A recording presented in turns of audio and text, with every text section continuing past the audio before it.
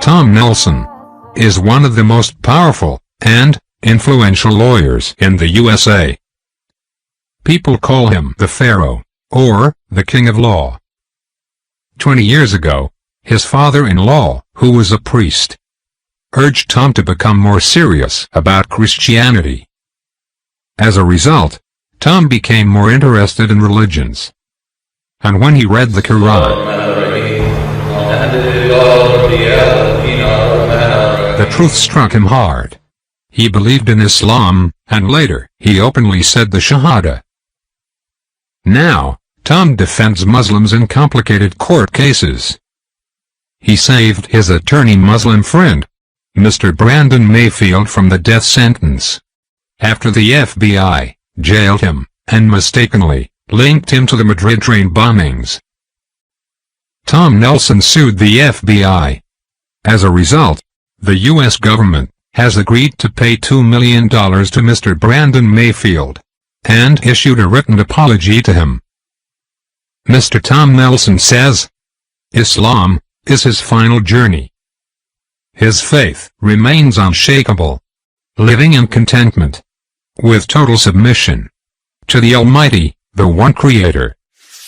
I started reading the Quran, partly in response to the pressure from my father-in-law to become serious about Christianity, Trinitarianism.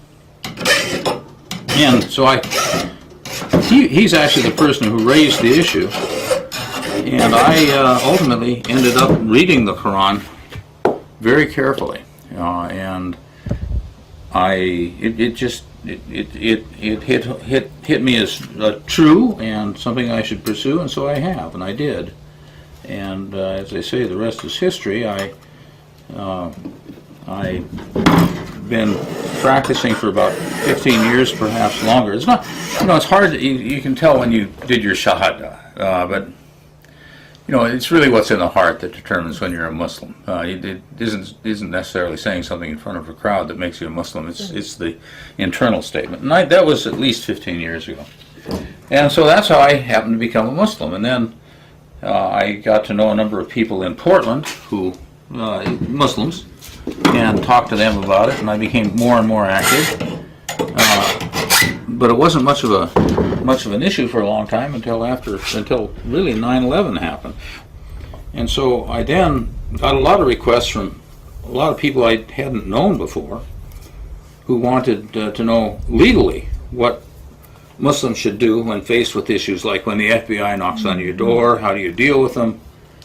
And so I started consulting and counseling those people, all on a pro bono, meaning free basis, what they should do, what they shouldn't do. I really became active in the government's, quote, war on terror, which is really, in my opinion, a war on Islam.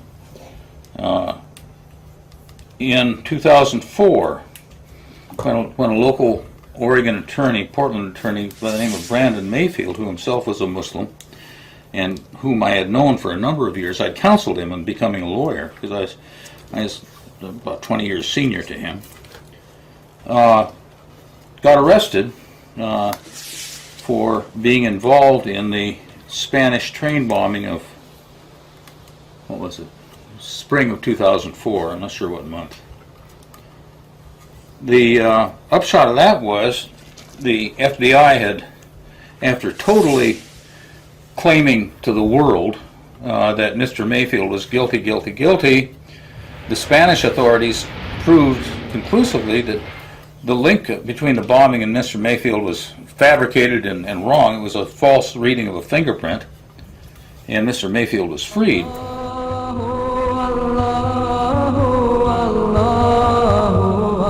Tom never gave up hope because of the FBI false allegations. He proved that Mr. Mayfield is innocent. Muslims were overwhelmed with joy and happiness. For all that I have, my Lord, all that I am is from you, is for you, and to you will return. Well, during the course of my representation of Mr. Mayfield, I got some national notoriety. The national press turned to me to respond to questions they had about Mr. Mayfield, because I had been his criminal attorney, and I still am, to some one degree or another, his civil attorney. So I accommodated them and responded and got on the national networks, Keith Olbermann and all the usual suspects, liberal media. And at that point, several attorneys in Washington, D.C. saw me talking about defending Muslims in Oregon, and they had a problem with the government in relation to Al Haramain Islamic Foundation, which was a charity down in southern Oregon that had been raided and ultimately designated by the U.S. government, and two of its directors indicted. And I got involved in that case, and that's where it really began. So it's been kind of an evolving story. The question is, what's the difference between Christianity and Islam? And it boils down primarily to the oneness of God versus the Trinitarian approach. In addition, of course, Islam has a lot of, it has the Quran as the last revelation of God, and it provides instruction, guidance, and those sorts of things. But Islam is really an extension of both Judaism and Christianity, except that it got back on the Unitarian nature of God, the oneness of God. God has no partners. God has no equals. After the Christians went off onto that tangent 4 centuries after Jesus died, it's important to remember that the early Christians didn't believe that Jesus was the Son of God. It was debated. If you read the Bible pretty carefully, he said he is the Son of Man, not the Son of God. At least many references in the Bible. But later theologians took the idea and made him into the Son of God. Other differences include organizational structure. Many churches, certainly the Catholic Church and even a lot of Protestant churches have a very hierarchical structure, whereas Islam generally doesn't. Why did you decide to live in the mountain? Because I like it up here. Compared to living in a city, it's quiet, it's restful, you can think about a lot of very important things. You don't have any noise, I have no neighbors, and I figured rather than living somewhere I didn't want to be or didn't enjoy, I'd rather live here. What I'm doing now is, it's early September, I'm getting ready for winter. And if you look down there, you'll see a woodshed full of wood. The wood that's not in the shed outside there is the wood that I gathered yesterday. And I'm going to have to chop it up in a week or two, and that's great exercise. His great status as an attorney would not stop him to engage in all aspects of country living, including fixing many things with his own hands. Now let's see if I can shave with it. Not quite, but close. Close enough.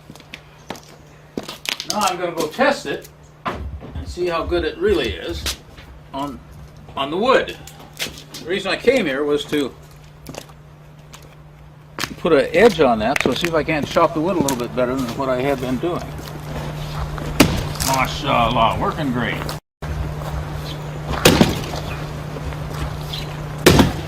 Yeah, that's the way it ought to be. A friend of mine who works on Palestinian matters is going to get and fly a plane into Gaza to deliver humanitarian supplies instead of trying to go by boat. How do you feel about that? I'm in favor of it. I just don't think I want to be on the plane. It's going to be dangerous. Now my heart song, my heart calls to you, that you guide me, my Lord, through my soul's long dark night. I send my heart song across the says to you,